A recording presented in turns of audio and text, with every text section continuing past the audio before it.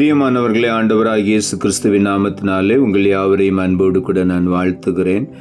ஆண்டவர் கிருபையாய் நமக்கு கொடுத்த இந்த புதிய நாளுக்காக முதலாவது நாம் ஆண்டவருக்கு நன்றி சொல்லுவோம்.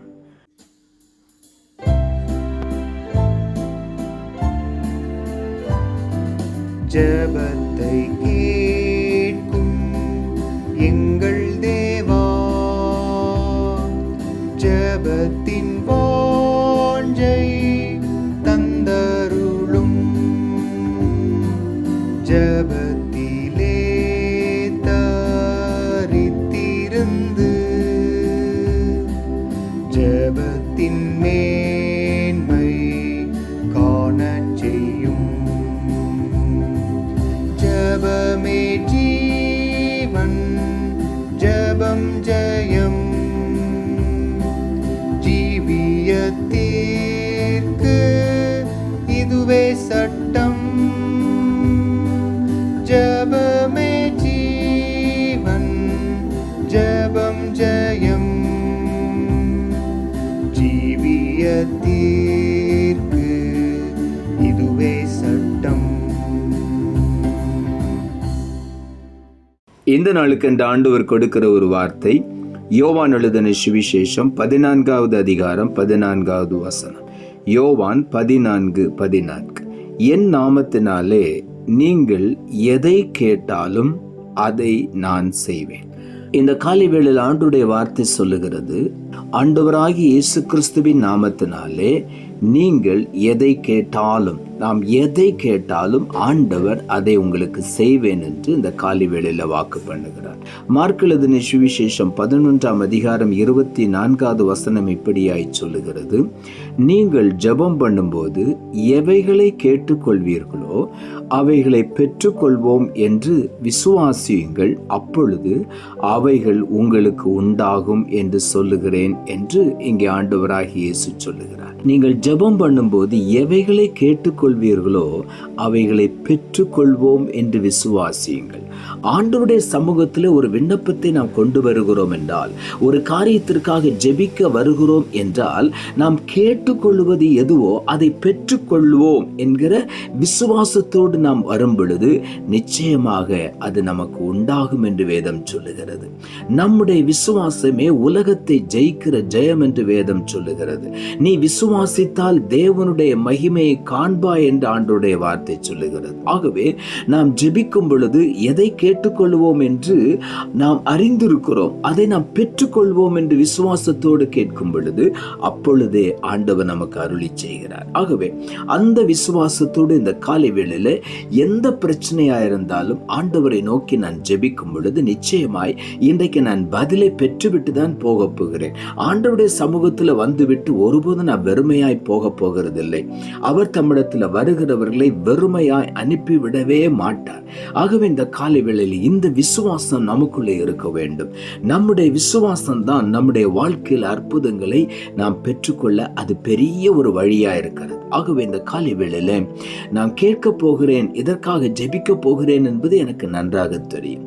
அதே நேரத்தில் நான் எப்படி ஆண்டவருடைய சமூகத்தில் வர வேண்டும், இன்றைக்கு நான் பெற்றுக்கொள்ள போகிறேன், ஆண்டவரிடத்திலிருந்து இதை நான் ரிசீவ் பண்ணிட்டு வரப்போறேன்ற ஒரு நம்பிக்கையோடு வரும் பொழுது நிச்சயமாக நாம் அதை பெற்றுக்கொள்வோம். மார்க் எழுதின சுவிசேஷம் 11ஆம் அதிகாரம் 23ஆம் வசனம் இப்படியாய் சொல்லுகிறது, எவனாகிலும் இந்த மலையை பார்த்து நீ பெயர்ந்து சமுத்திரத்திலே தள்ளுண்டு போ என்று சொல்லி தான் சொன்னபடியே நடக்கும் என்று தன் இருதயத்தில் சந்தேகப்படாமல் விசுவாசித்தால் அவன் சொன்னபடியே ஆகும் என்று மெய்யாகவே உங்களுக்கு சொல்லுகிறேன் என்று ஆண்டவராகிய இயேசு சொல்லுகிறார். எவனாகிலும் இந்த மலையை பார்த்து, ஒரு பெரிய மலை இருக்கிறது, அதை பார்த்து எவன் ஒருவன் நீ பெயர்ந்து சமுத்திரத்திலே தள்ளுண்டு போ என்று சொன்ன உடனே அது அப்படியே விழும் என்று தன்னுடைய இருதயத்திலே சந்தேகப்படாமல் விசுவாசித்தால் அவன் சொன்னபடி ஆகும் என்று சொல்லுகிறார். இந்த காலை வேளையில சில பிரச்சனைகள் நமக்கு மலையை போல தோன்றலாம். ஆனால் இயேசு கிறிஸ்துவின் நாமத்தினாலே அதை பார்த்து நாம் பேசும் பொழுது அந்த பிரச்சனை ஒரு பனியை போல உருகி போய்விடும். நாம் அநேக சூழ்நிலைகளிலே பிரச்சனைகளை பார்த்து பயப்படுகிறோம். ஐயோ, என்னால இந்த காரியத்தை செய்ய முடியாது, என்னால இவ்வளவு மேன்மையான உயர்வுகளை பெற்றுக்கொள்ள முடியாது என்று நமக்குள்ளே ஒரு தாழ்வு எண்ணத்தோடு இருக்கிறோம். ஆகவே தான் நாம் ஜெபிக்கிறோம். ஆனாலும் நம்முடைய உள்ளத்தில் ஒரு சந்தேகம், இது எனக்கு கிடைக்குமா என்று சொல்லி. ஆண்டவர் நம்முடைய உள்ளத்திலே ஒரு வாஞ்சையை கொடுத்த உடனே நாம் ஒன்றை அறிந்து கொள்ள வேண்டும், எனக்கு ஆண்டவர் அதை கொடுப்பதற்கு சித்தமாயிருக்கிறார். அது ஒருவேளை பெரிய ஒரு வேலையா இருக்கலாம், இல்லாவிட்டால் ஒரு பெரிய ப்ராஜெக்டா இருக்கலாம், நம்முடைய பிசினஸ்ல வியாபாரத்துல ஏதோ ஒரு காரியத்தை எட்டி பிடிக்க வேண்டிய ஒரு சூழ்நிலையா இருக்கலாம். சுற்றுச்சூழலை பார்த்து, இல்லாவிட்டால் நம்மிடத்துல இருக்கிற பொருளாதாரம் குறைவா இருக்கிறது, இதெல்லாம் பெற்றுக்கொள்ள நான் தகுதியா என்று சொல்லி நம்மை குறித்து தாழ்வாய் நினைக்காதபடி நம்முடைய இருதயத்திலே அதை குறித்த எண்ணத்தை ஆண்டவர் தந்து விட்டார் என்றால் நிச்சயமாக அதை நாம் பெற்றுக்கொள்வோம் என்று சந்தேகப்படாமல் விசுவாசித்தால் அதை நாம் பெற்றுக்கொள்வோம். அந்த ஆசீர்வாதத்தை சுதந்திரித்துக் கொள்வோம்.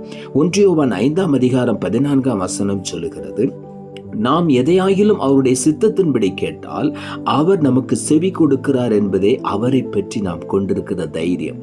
அவருடைய சித்தத்தின்படி கேட்கும் பொழுது நிச்சயமாக நாம் பெற்றுக்கொள்ளுவோம்.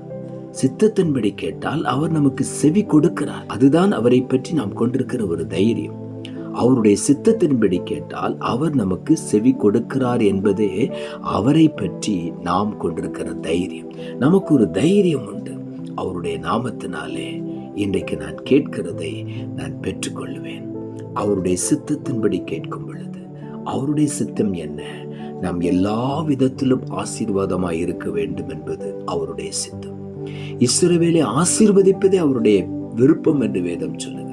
கர்த்தரின் ஆசீர்வாதம் தான் ஐஸ்வர்யத்தை கொண்டு வரும், அதனுடைய அவர் வேதனை கூட்ட மாட்டார். ஆகவே நாம் தைரியமாய் ஆண்டவரிடத்திலே கேட்கலாம், எனக்கு இந்த ஆசீர்வாதம் வேண்டும், எனக்கு இந்த மேன்மை வேண்டும் என்று நாம் கேட்போம். இன்றைக்கு கேட்போம், நிச்சயமாக ஆண்டவர் தருவார்.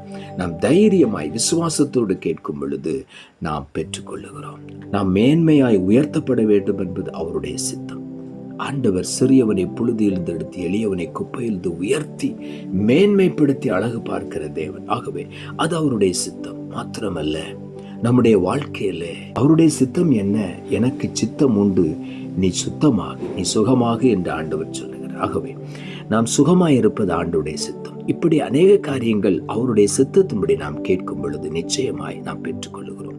யோவான் எழுதின சுவிசேஷம் 16ஆம் அதிகாரம் 24ஆம் வசனம் இப்படியாய் சொல்லுகிறது, இதுவரைக்கும் நீங்கள் என் நாமத்தினாலே ஒன்றும் கேட்கவில்லை, கேளுங்கள், அப்பொழுது உங்கள் சந்தோஷம் நிறைவாயிருக்கும்படி பெற்றுக்கொள்வீர்கள் என்று ஆண்டவர் சொல்லுகிறார்.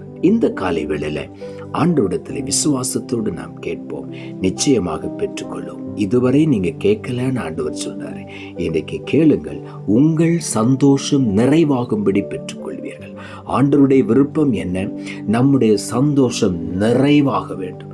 அதுவரையிலும் நாம் கேட்டுக்கொண்டே இருக்கலாம், அவர் நமக்கு கொடுத்து கொண்டே இருப்பார். நம்முடைய சந்தோஷம் நிறைவாகும்படி நாம் பெற்றுக்கொள்வோம். அந்த விசுவாசத்தோடு கேட்போம், நாம் ஆசீர்வாதங்களை சுதந்திரித்துக் கொள்வோம். நாம் ஜெபிப்போம். அன்புள்ள ஆண்டவரை, கிருபையாய் நீர் கொடுத்த இந்த புதிய நாளுக்காய் மறுபடியும் நமக்கு நன்றி செலுத்துகிறோம். ஆண்டவர் கொடுத்த ஜீவனுள்ள வார்த்தைக்காக நன்றி. என் நாமத்தினாலே நீங்கள் எதை கேட்டாலும் அதை நான் செய்வேன் என்ற வார்த்தையை கொடுத்தேன். வசனத்தை கேட்டுக்கொண்டிருக்கிற ஒவ்வொருடைய வாழ்க்கையிலும் இதுவரையிலும் ஒன்றும் கேட்கவில்லை, தைரியமாய் கேட்டு எல்லா ஆசீர்வாதங்களையும் சுதந்திரித்துக் கொள்ள நீர் உதவி செய்யும். தாழ்த்துகிறோம்.